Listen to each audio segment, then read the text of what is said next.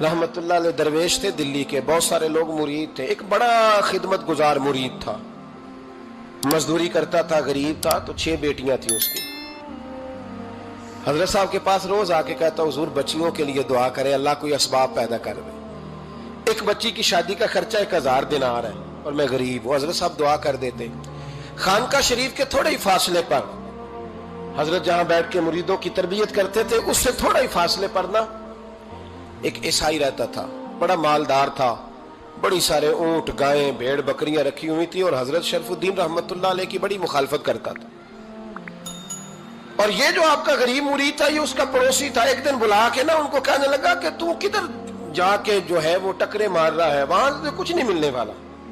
वो तुझे क्या देंगे जिनकी खानका खुद चंदे पे चलती है, मदरसा चंदे पे चलता है, मस्जिद चंदे पे चलती है, तेरी बेटी का मामला कहां हल होगा? तो उस दरवेश ने कहा कि तू मेरे पीर को नहीं जानता, तू अजय मेरा महबूब नहीं डिठा, तो पता नहीं ना, तू इस रास्ते का मुसाफिर नहीं, तू नहीं जानता, उनका बस चले ना तो वो हर कीमत में मेरी बेटियों की शादी करा दे। अब वो ईसाई था, कहने लगा अच्छा चलो ठीक है, अगर इतनी बात है ना तो जाओ उनसे जाके कह दो कि 6 साल के लिए मेरे साथ मुआहदा कर लें, तो मेरे जानवरों को चारा डाल दिया करे, 6 साल ड्यूटी करे, मैं 6000 दिनार दे देता हूं। वो मेरे साथ 6 साल मेरे जानवरों को चारा डाले, रखते हैं ना आप चारा डालने के लिए, एडवांस पैसे दे के। अब तो लोग उन्हें भी गुलाम ही बना लेते हैं, बड़ी थोड़ी तनख्वाह देते हैं, जुल्म करते हैं, पूरा मुआवजा नहीं देते।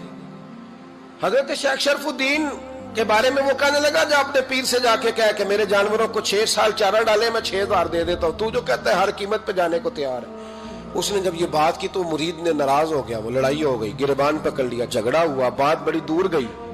इस तरह की बात करता मेरे हजरत के बारे में, तेरे जैसे कई मैं वहां काम पे रखा दूं। जब वो बड़ी बहस हुई, बात मोहल्ले में, इलाके में फैल गई, दुनिया ने सुन ली, तो शेख शरफुद्दीन तक भी पहुंच गई। इस तरह झगड़ा हुआ है। लोग सो गए इशा की नमाज के बाद। हजरत साहब ने ना सर पे कपड़ा लिया, उस ईसाई के दरवाजे पे दस्तक दी, वो बाहर आया, फरमाने लगे लोग तो सोच समझ के मुलाजम रखते हैं, तूने भी तो सोच ही लिया होगा, तभी तो मुझे ऑफर की है। तू अपनी ऑफर पे कायम है? वाकई मुझे रख लेगा और 6000 दिनार दे देगा? कहने लगा जा बाबा काम कर अपना। फरमाया नहीं, तूने इतने लोगों में बात की, इतनी बहस हुई, तो कायम है? कहने लगा मैं तो कायम हूं, पर आपने नहीं कायम रहना। फरमाया मैं सोच समझ के आया हूं। उसने कहा आप ड्यूटी करेंगे, भैंसों को चारा डालेंगे? फरमाया एक शर्त, बस जब अजान हो जाए ना तो मुझे रब की नमाज पढ़ने की इजाजत दे देना, बाकी सुबह शाम जो तू कहेगा। अगर उस गरीब की बेटियां ब्याही जाए तो मुझे और क्या चाहिए? उसकी 6 बेटियों का बोझ है उसके सर पे, तू मुझे रख ले। अल्लाह अकबर। वो कहने लगा चले पे मेरे साथ खते बंदगी कर ले। आजकल हम स्टाम करते हैं, उस जमाने में खते बंदगी होता था, गुलामी का खत, काजी शहर के पास, यानी उसका ख्याल था कि चलो स्टाम की बात करूंगा तो भाग जाएंगे। फरमाया चल मैं तैयार हूं।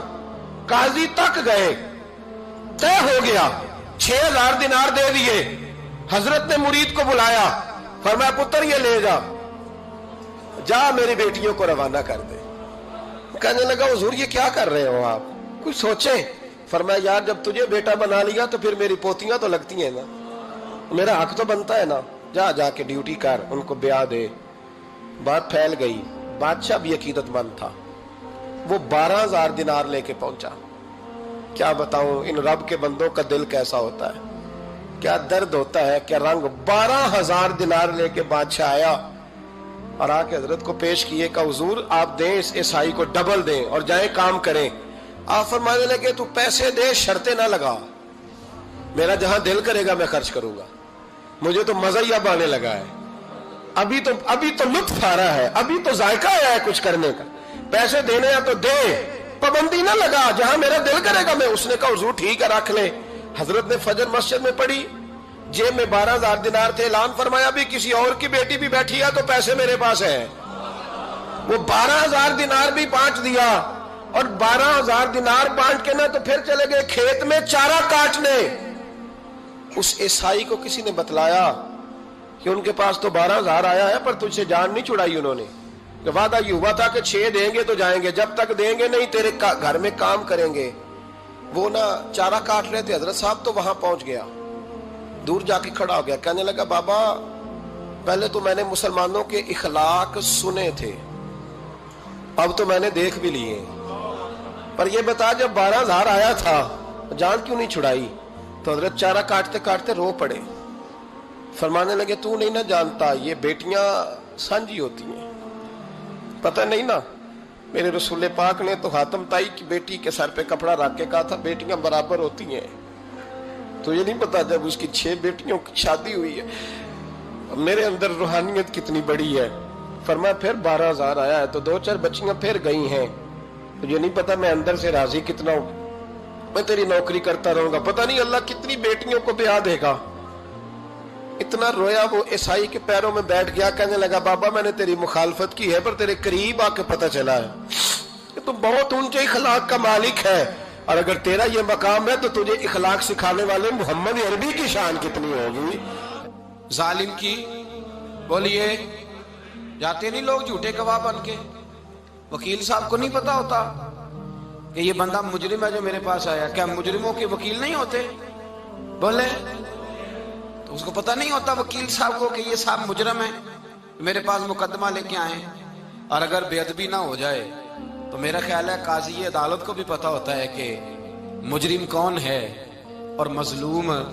میرے نبی پاک صلی اللہ علیہ وسلم نے اس قدر زیادہ سختی فرمائی اس مسئلے میں، فرمایا جس کو پتا تھا کہ فلاں آدمی ظالم ہے، ظلم کر رہا، پھر وہ ظالم کا گواہ بنا یا اس نے ظالم کی مدد کی، کتنی کی؟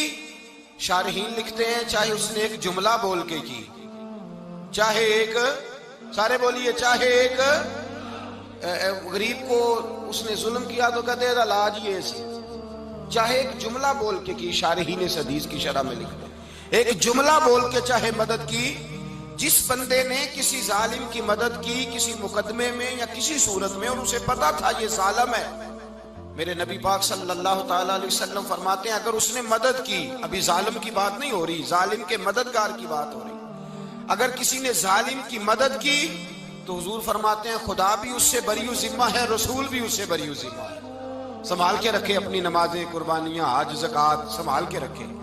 اگر ظالموں کا مددگار ہے، الیکشن آ لینے دے، آپ کو نظر آ جائے گا کون کون ظالموں کا مددگار ہے، نظر آ جائے گا۔ اپنی جیب سے لوگ پیسے دے کے ظالموں کی مدد کریں گے، ان کے فلیکس چھپوائیں گے، بورڈ لگوائیں گے، جیبوں سے پیسے دے کے۔ ہم نے خود آگ لگائی ہے چمن میں اپنے، بے سبب گردشی ایام کو الزام نہ دو، ہم نے خود نور کا ظلمت سے کیا ہے سودا، کر کے توہین سحر شام کو الزام نہ دو۔